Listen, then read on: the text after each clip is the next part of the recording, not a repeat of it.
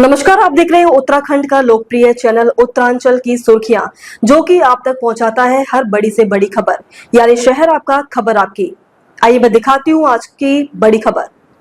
लक्ष्मीपुर लच्छी ग्राम पंचायत से अगर सम्मानित ग्राम वासियों ने ग्राम प्रधान बनाया तो होगा गांव का चहुमुखी विकास। वीरजोत सिंह ग्रेवाल। काशीपुर के ग्राम पंचायत लक्ष्मीपुर लच्छी से ग्राम प्रधान पद के लिए वीरजोत सिंह ग्रेवाल पुत्र श्री सुरेंद्र सिंह ग्रेवाल, जो कि एक शिक्षित कर्मठ ईमानदार व्यक्ति के धनी हैं।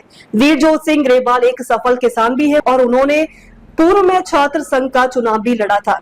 इस ग्राम पंचायत में लगभग 909 वोट है और यह सामान्य सीट है। यह बता दें कि वीरजोत सिंह ग्रेवाल एक युवा व्यक्ति हैं और अपने गांव के विकास को लेकर चुनाव मैदान में उतरे हैं। उन्होंने बताया कि वे चाहते कि हमारा ग्राम पंचायत लक्ष्मीपुर लच्छी एक नए स्वरूप के लिए जाना जाए। उन्होंने कहा कि ये सौभाग्य की बात है कि हमारा गाँव उस रोड पर स्थित है जहाँ से देश विदेश के लोग यहाँ से होकर गुजरते हैं। उन्होंने कहा कि गांव में कई अनियमितताएं हैं जिसको वे पूरा करने के लिए तैयार है। उन्होंने कहा कि अगर वे जनता के सहयोग से ग्राम प्रधान बनते हैं तो उनकी सबसे पहली प्राथमिकता गांव को स्वच्छ और सुंदर बनाने की होगी। उन्होंने कहा कि आज वृद्धा पेंशन, विकलांग पेंशन, विधवा पेंशन, राशन कार्ड, बारात घर, पंचायत भवन, स्वास्थ्य सेवा, शिक्षा को बेहतर बनाने का प्रयास, कूड़ा निस्तारण को लेकर योजना, एम्बुलेंस सुविधा और अन्य कामों को वे धरातल पर लाने का प्रयास करेंगे। गांव वासी इधर उधर भटकते नजर आ रहे हैं, उनके लिए गांव में ही एक CSC सेंटर खोलने का लक्ष्य है। उन्होंने कहा कि हमारा कोई भी गांव वासी उपरोक्त चीजों के लिए इधर उधर ना भटके, इसको लेकर पूर्ण तरीके से प्रयासरत है। अगर जनता ने उन्हें इस बार ग्राम प्रधान बनाया तो वह गांव की कायाकल्प करने में कोई कसर नहीं छोड़ेंगे। उन्होंने कहा कि जितनी भी सरकार की योजनाएं हैं वह ग्राम वासियों तक नहीं पहुंच पाती हैं। उनका प्रयास रहेगा कि सरकार की योजनाओं का लाभ हर एक ग्रामवासी तक पहुंचने का प्रयास करूंगा। उन्होंने कहा कि हर एक ग्रामवासी को ग्राम प्रधान से अपेक्षाएं होती है कि उनकी हर एक अपेक्षाओं पर खरा उतरने का प्रयास करूंगा। उनकी अपेक्षाओं पर खरा उतरने के लिए विकास कार्य धरातल पर लाने का भी प्रयास करूंगा। उन्होंने कहा कि हर एक ग्रामवासी को उनका हक जरूर दिलाऊंगा। उन्होंने सम्मानित ग्राम वासियों से हाथ जोड़कर निवेदन किया कि वह एक बार अपने बेटे भाई को ग्राम प्रधान बनाकर देखें। उनको निराशा नहीं मिलेगी। ग्राम वासियों ने हर सुख दुख में मैं हमेशा आपके साथ खड़ा मिलूंगा। उन्होंने कहा कि मैं एक शिक्षित व्यक्ति हूँ और शिक्षित व्यक्ति ही गांव का विकास कर सकता है। ग्राम वासियों को मेरा प्रणाम। मैं अपने ग्राम वासियों से यही अपील करना चाहता हूँ कि इस बार मैं ग्राम पंचायत के प्रधान पद के लिए उम्मीदवार हूँ और मैं आप लोगों से यही उम्मीद करता हूँ कि आप लोग मुझे भारी मतों से अपना सहयोग व वोट देके विजयी बनाएंगे, ताकि मैं आपकी काफ़ी समस्याएं हैं जो नाली, सड़क, लाइट, पोल लाइट और हमारे गांव में ट्रांसफार्मर की बहुत समस्या है जो आए दिन फूक जाता है क्योंकि वो कम कैपेसिटी का है। और हमारे जो गांव के महिलाएं हैं उनके ऊपर बहुत गलत वो जाता है कि क्योंकि शराब की वजह से हमारे गांव में बहुत युवा हैं जो गलत दिशा में चले गए हैं। उन सब चीज़ों के लिए मैं निस्तारण करूंगा। आप लोगों का इस चीज़ के लिए मुझे सहयोग चाहिए, वोट चाहिए, ताकि मैं अपने गांव को एक बहुत समृद्ध गांव बना सकूं। सर, इसमें ऐसा है कि ये जो हमारा ग्राम लक्ष्मीपुर लच्छी है, ये अभी कुछ साल में, साल या 2 साल में, ये हमारा गांव उत्तराखंड का सबसे प्रथम गांव बनेगा जिसमें जो टूरिस्ट है, हमारा जो उत्तराखंड है ये टूरिज़्म के ऊपर मोस्ट डिपेंड करता है, ये आप भी जानते हैं। तो जैसे कोई दिल्ली या इधर के टूरिस्ट सबसे ज़्यादा दिल्ली, हरियाणा, गुड़गांव, नोएडा, गाज़ियाबाद इधर के आते हैं। तो जैसे ये हाईवे बन रहा है, सबसे पहला गांव मेरा गांव लक्ष्मीपुर लच्छी आएगा। हाईवे से उतरेंगे तो सबसे प्रथम गांव ये रहेगा लक्ष्मीपुर लच्छी, जो कि उत्तराखंड का उनके लिए सबसे पहला गांव रहेगा। तो भाई साहब, इसमें ये है कि जब कोई टूरिस्ट आता है उसकी एक मेंटालिटी होती है कि हाँ, हम उत्तराखंड में आए हैं, क्योंकि वो कुछ ना कुछ सुन के आता है कि उत्तराखंड बहुत सुंदर है।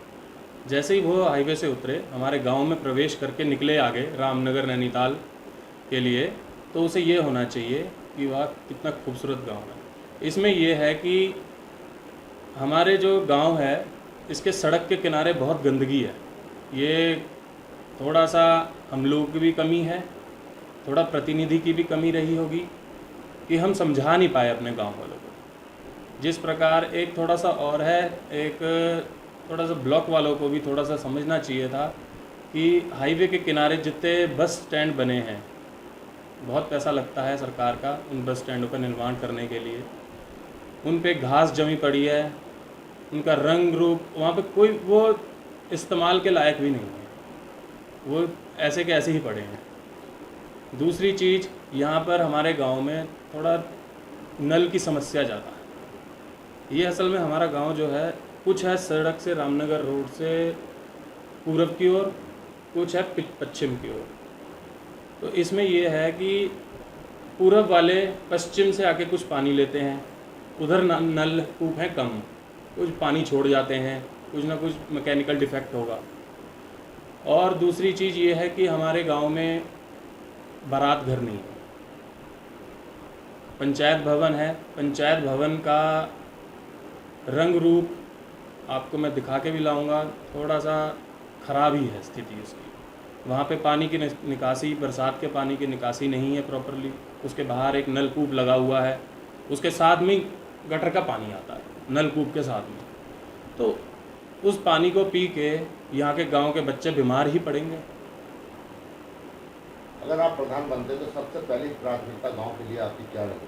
प्राथमिकता सबसे पहली मेरी यह रहेगी, सोना डेयरी के पीछे कॉलोनी है, हमारे कुछ पहाड़ी भाई हैं, उनकी कॉलोनी है, वहाँ पे रोड नहीं है और वहाँ सड़क के किनारे बिजली की लाइटिंग की व्यवस्था नहीं है, जिसके कारण वो बहुत कुछ फेस करते हैं। अब बरसातों का दिन चल रहे हैं, बच्चे स्कूल के लिए जाते हैं, उनके घुटने घुटने तक तो कपड़े गंदे हो जाते हैं, जिस कारण वो बहुत बार शिकायत लेके गए भी हैं, अधिकारियों के पास भी गए हैं, प्रतिनिधियों के पास भी गए हैं।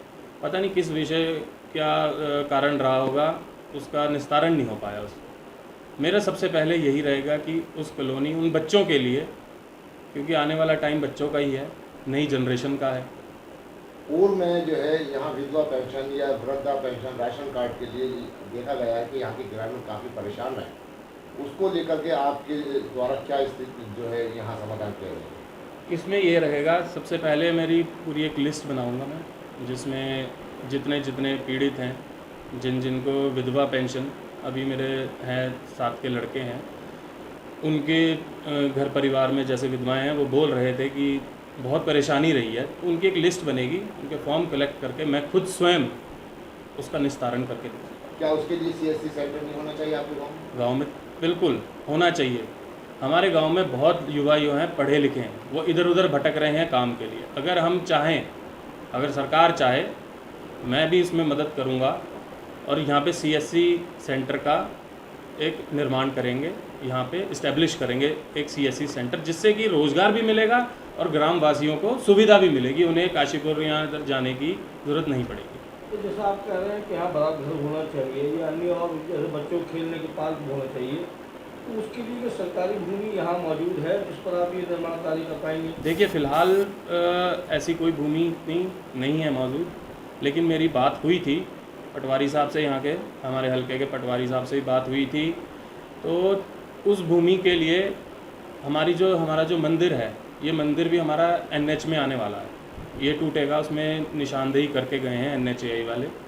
तो हमें मंदिर के लिए भी भूमि चाहिए। उस भूमि के लिए मैं पूरा ऊपर तक जाऊंगा और आग्रह करूंगा यहाँ पे भूमि हो, ताकि एक बारात घर के लिए भी, मंदिर के लिए भी, और थोड़े हमारे गांव में खिलाड़ी हैं, युवा हैं, उनके लिए थोड़ा छोटा ग्राउंड ही मिल जाए चाहे। तो जैसा देखा गया है तो भू माफियाओं ने यहाँ पर जो सरकारी भूमि थी उसका अतिक्रमण किया, जो तालाब थे, कुएँ थे, उनका अतिक्रमण किया। यदि उनको मुक्त कराया जाता है तो क्या वो भूमि, आप अगर प्रधान बनते हैं तो वो भूमि को उपयोग में लाया जाएगा? जो तालाब की भूमि है, अब तो वैसे भी सरकार की तरफ से सीधे सख्त निर्देश हैं कि जो तालाब की भूमि है वो वेकेंट कराई जाएंगी, खाली कराई जाएंगी, और वहाँ पे फिर से पुनः तालाब बनेंगे, क्योंकि हमारा भूजल है बहुत नीचे जाता जा रहा है। और वो सिर्फ यही कारण है कि हम लोगों ने, हमारे क्षेत्र के कुछ भू माफियाओं ने उन पे अतिक्रमण कर लिया है, जैसे भी ले दे के पैसे से जो भी करके करा है, वो सब छुड़वाया जाएगा और पुनः फिर से तालाब की भूमि हो या पंचायत की भूमि हो, सारी खाली करवाई जाएगी, ताकि वो गांव वासियों के प्रयोग के लिए आ सके। खबरों में अब तक के लिए बस इतना ही। फिर मिलेंगे नई खबरों के साथ, तो हमारे चैनल को लाइक और सब्सक्राइब करना ना भूलें। जय हिंद, जय उत्तराखंड।